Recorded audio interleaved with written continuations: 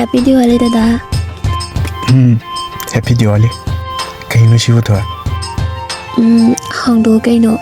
Aduga yengo. Yenge. Aya. Toy. As. Sidi ay favorite color na haba. Sisu ay quite day bomb jaba. Thank you. Nang dress kan ba yam hay ko? My day na pili duga. Ay di kem piragte. Aduga thank you kay na. Masino pa se masi. Kay no chuktu wala ito ba? Ang tayo nga ba? Pazabari nga ba? Se. Dada se pazabari nga ba? Toy. Aya.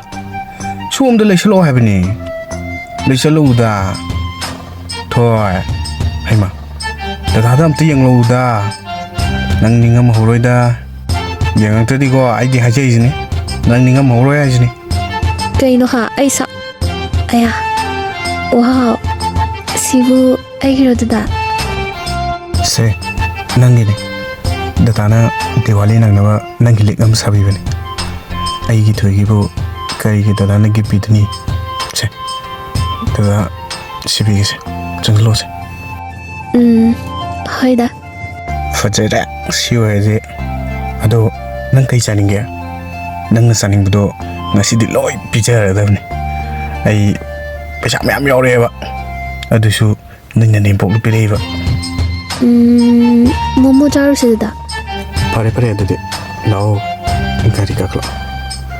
Nang ngasi pamja krabo momo da. Ngasi di ay gitu se. Penju pijar dani. Lao.